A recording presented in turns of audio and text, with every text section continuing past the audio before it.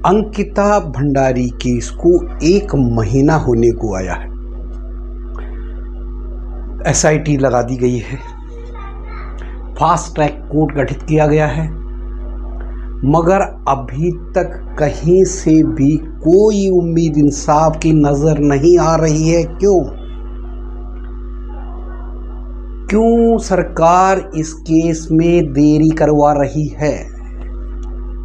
SIT का गठन क्या है? ये एसआईटी स्पेशल इन्वेस्टिगेशन टीम गठित की गई है। क्या है, कौन है ये लोग? सरकार द्वारा गठित की गई एक टीम, कुछ लोगों की एक टीम। कौन है वो लोग? सरकार की चुनिंदा लोग। क्या उम्मीद की जा सकती है इन लोगों से?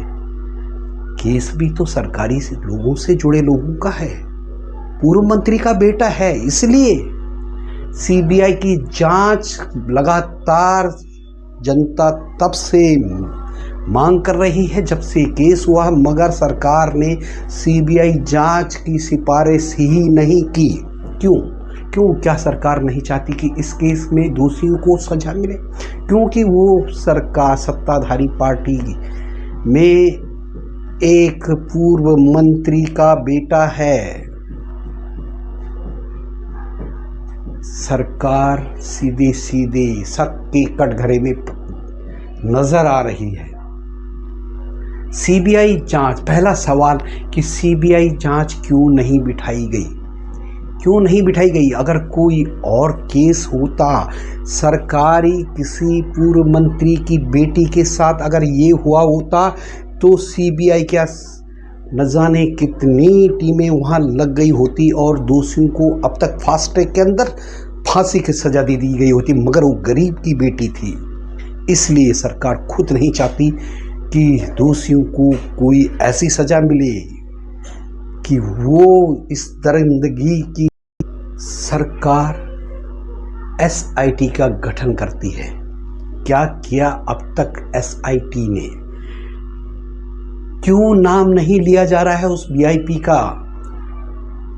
क्यों छुपाया जा रहा है उसे? सर, जनता पूछ रही है कि एसआईटी क्या बिक चुकी है?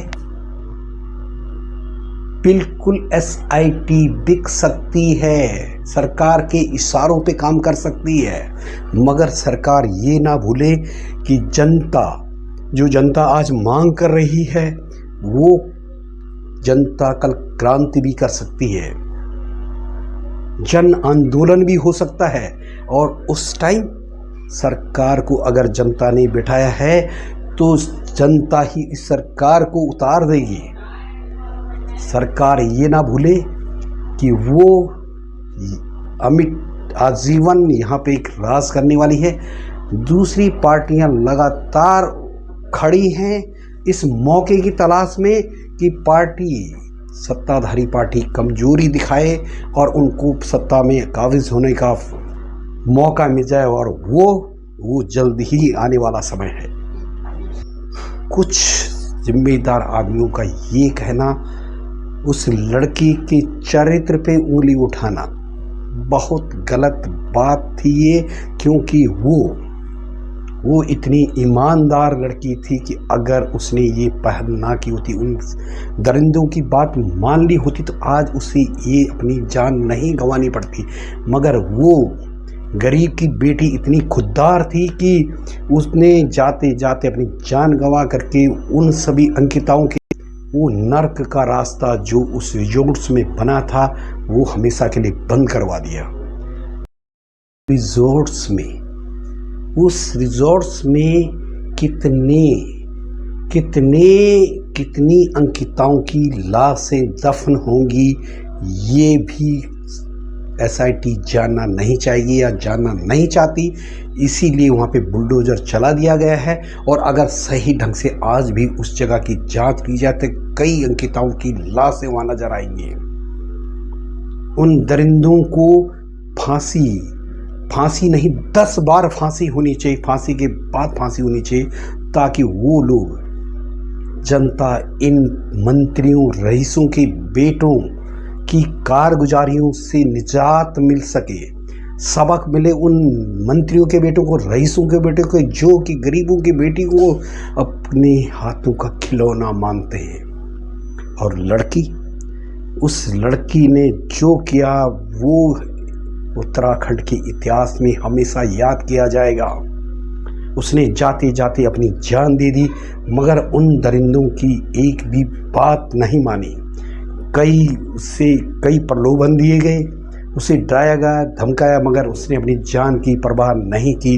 फिर भी जाते जाते वो अपने दोस्त को जो सबूत दे के गई है, वो एक अपने आप में एक बहुत बड़ी बात है। उस अंकिता को नमन करते हैं, उसको श्रद्धांजलि अर्पित करते हैं। जिस बहादुर बेटी ने, जिस गरीब माँ बाप की बेटी ने ये सब किया जो कोई और अंकिता नहीं कर सकती थी।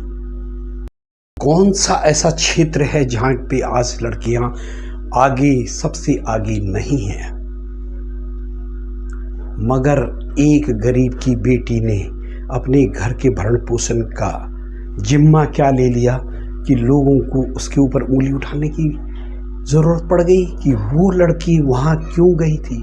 अरे उस गरीब लड़की ने तो अपने घर का पालन पोषण के लिए कहीं भी कुछ भी नौकरी करने के लिए घर से निकली थी। पढ़ी लिखी लड़की थी। होटल मैनेजमेंट करने के बाद उसे एक जरिया मिला था।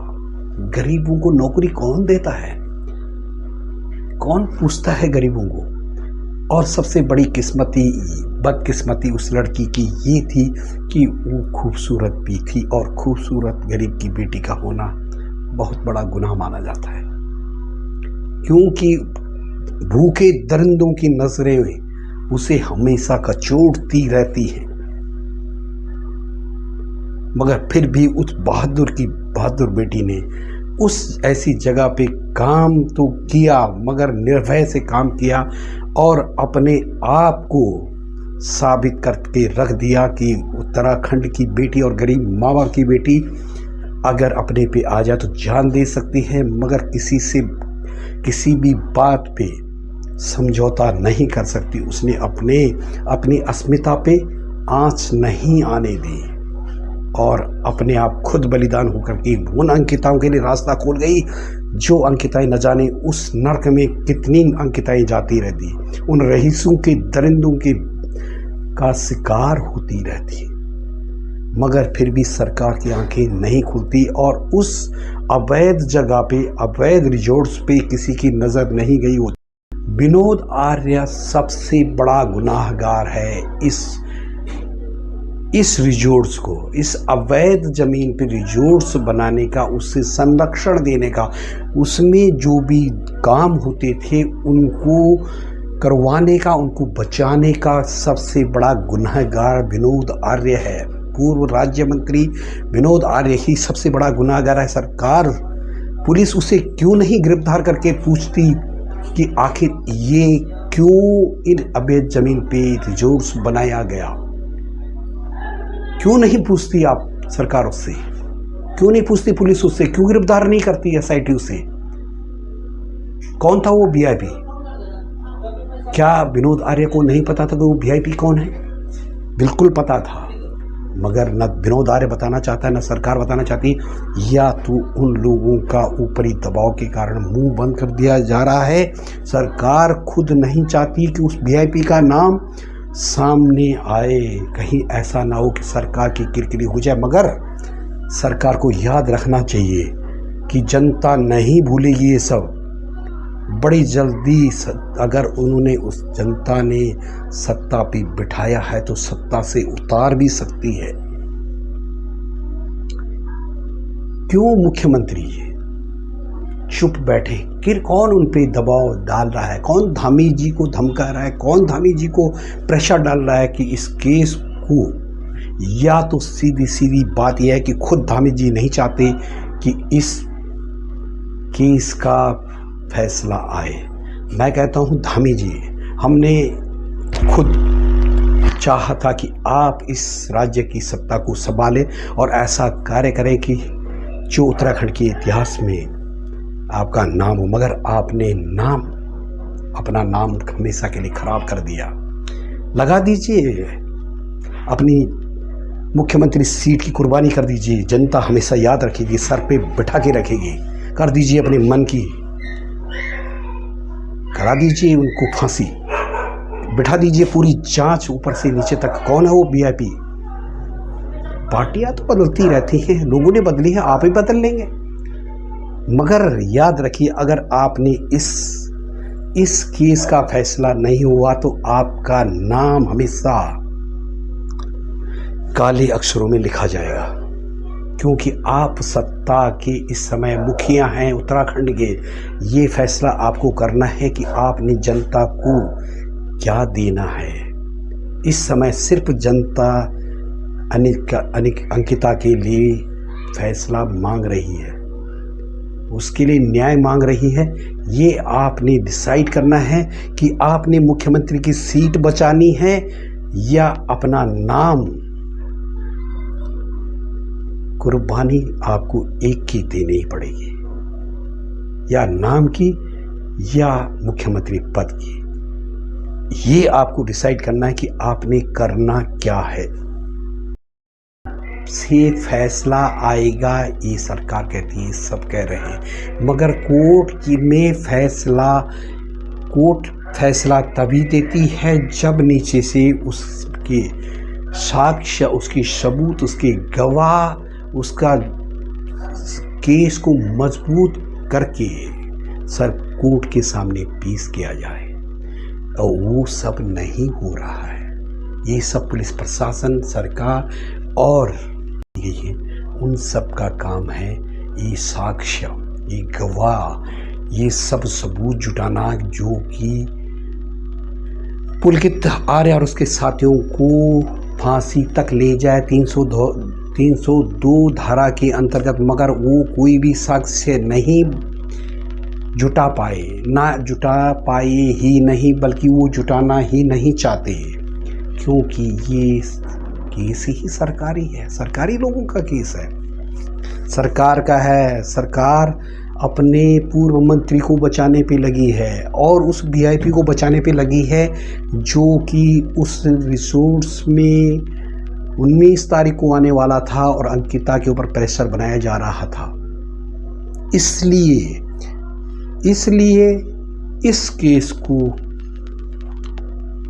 कमजोर किया जा रहा है। 302 की धारा तो लगेगी, उन्हें सजा भी होगी, आजीवन सजा, कोई बड़ी बात नहीं, नॉर्मल सी सजा है, वो काट करके बाहर निकलेंगे कुछ टाइम बाद। मगर जो पब्लिक मांग रही है, जो जनता मांग रही है फांसी की सजा, उसके लिए साक्ष्य जुटाना पुलिस का काम है, एसआईटी का काम है, और जो कि ये लोग नहीं करना चाहते। जब तक जनता खड़ी है साथ में, इस परिवार के साथ, और इस केस के साथ जब तक हू हल्ला शोर शराबा होता रहेगा, पब्लिक आंदोलन होता रहेगा, तो इस केस के सॉल्व होने की उम्मीद थोड़ा सा बनी रहेगी। जिस दिन ये शांत हो गया, उसी दिन एक केस भी ख़त्म हो जाएगा। आपको सुनाई भी नहीं देगा कि वो वीआईपी के बेटे कहीं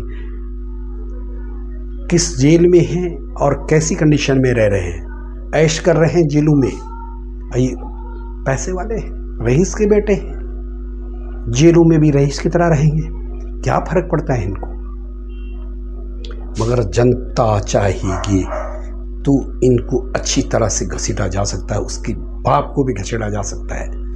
मगर अफसोस सरकार की तरफ से बहुत कोताही बरती जा रही है, जो कि जनता बर्दाश्त नहीं करेगी। मगर धामी जी सुन लीजिए और पार्टी वाले भी सुन लें कि अगर इस केस पे थोड़ा सा भी अगर हल्का पड़ा तो उस दिन तुम भी हल्के पड़ जाओगे, अगली बार आने लायक नहीं रहोगे।